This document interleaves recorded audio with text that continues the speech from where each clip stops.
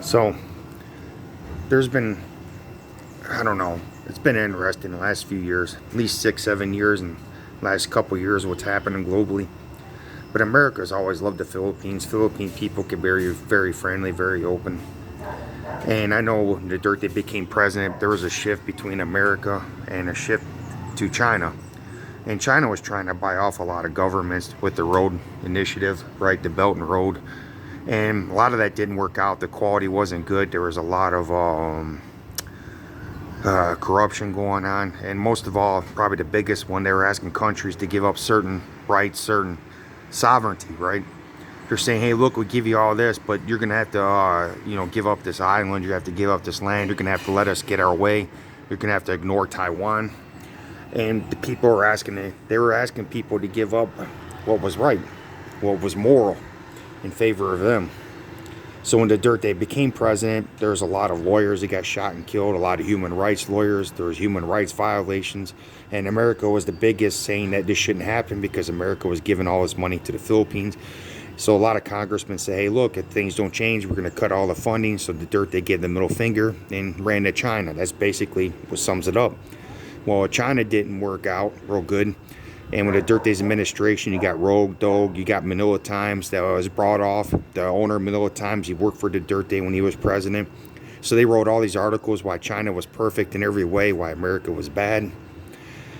And, then when the fishing boats get attacked by China, and when their own Navy gets attacked by China, they say, well, where's America? Well, you just gave the middle finger to America. Matter of fact, you go back, you could probably find news articles, stories about when Duterte wanted to cancel the defense treaty, saying that we shouldn't need it no more. We got enough. And then, let's just go to China, right? Then he's saying, well, we really can't go to war with China anyway. So why didn't, he basically didn't even stand up for his own people, his own fishermen, his own Navy, despite a high popularity rating, but so everything got twisted, everything got wrong. An American congressman probably could have thought things better, probably could have done a little bit better, to be honest.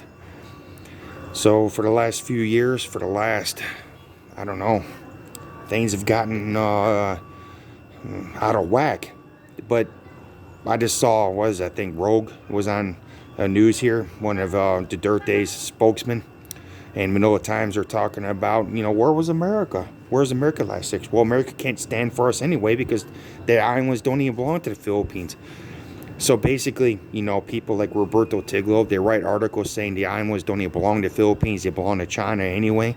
But then they wonder why America don't stand for them. So when the vice president comes, what happens?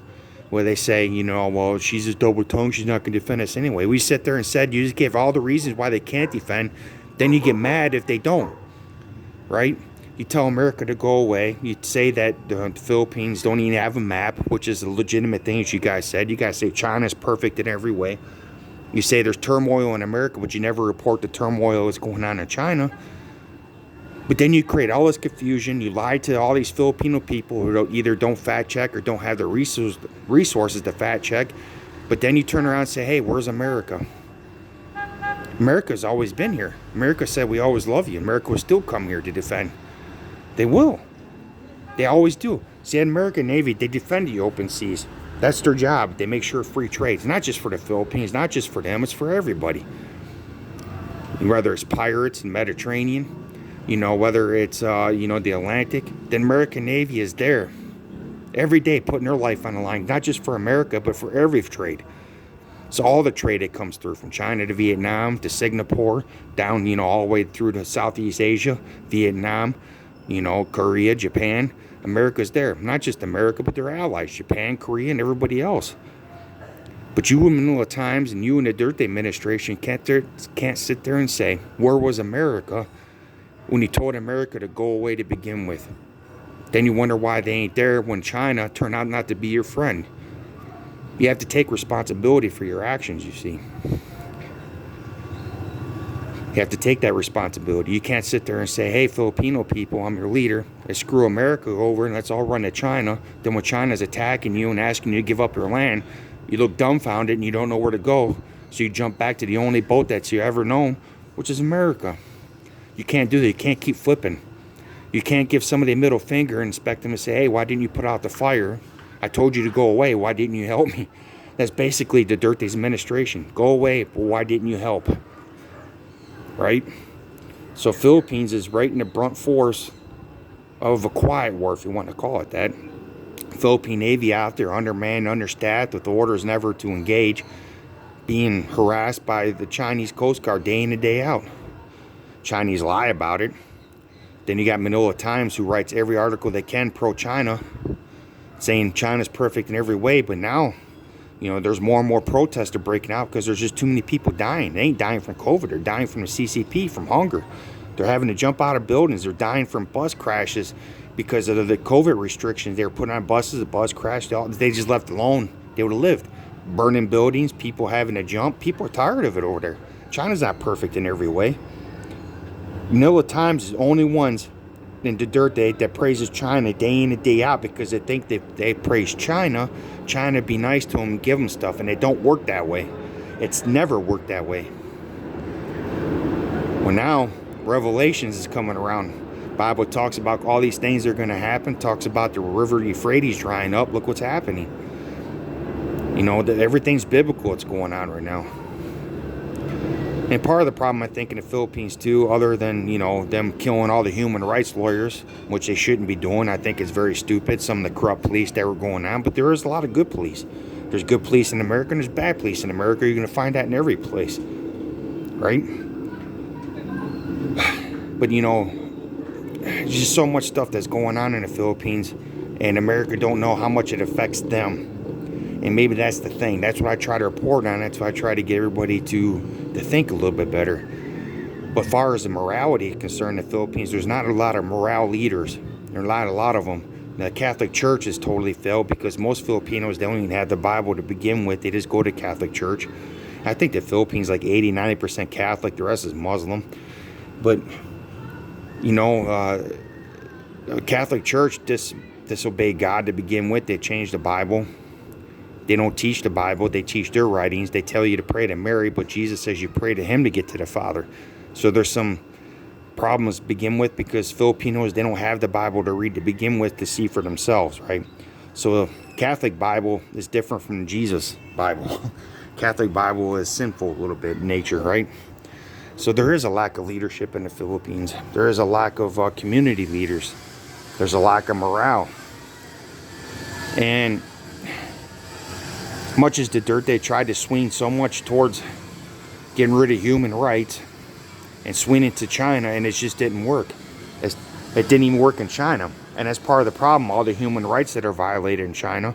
Now it's coming back to bite the CCP in the butt. And guess what I'm trying to say is everything's primed for war right now. CCP might look to start something to deflect away from what's going on in their country. Russia's already tried to start a war in Europe. They're already starting to kill civilians. They've been doing it for months, killing civilians in Ukraine. While American Republicans who tried to start a civil war, who backed Putin, backed Trump, tried to take over America when they lost the vote, which American laws held. So, it's just what's going on globally now. Everything's a mess. Everything isn't right anymore. And a lot of our leaders are failing us. See, people like Xi, they think he's a god. You got, Putin thinks he's a god. Trump basically thinks he's a god. Duterte. Marcos is not a leader, by the way. We didn't have really good voting going on here in the Philippines because there's not a lot of good leaders to choose from here. So they're always going to choose who they think's the strongest leader to uphold the law, but there's really, you can't hate them for that. But everything's a mess. Who's left to fix it? Well, that's the problem. The Bible talks about the false light. And what I mean is the final days of man, there's going to be somebody who's going to talk about peace, right? Who's going to come by and he's going to be a really good looking man. He's going to be chiseled and he's going to have a really good voice and he's going to lure so many away. Well, that's the Antichrist. It's the false light. And it's all starting to happen. Everything in the Bible is talking about it. People in the Philippines, in America, this is where everything starts. That's why I got so mad at you Trump supporters when you tried to overturn America, because you guys didn't think the repercussions, what happens overseas and how people perceive you, and what happens when people turn away from America and run to China. You guys didn't think. None of you did. None of you cared.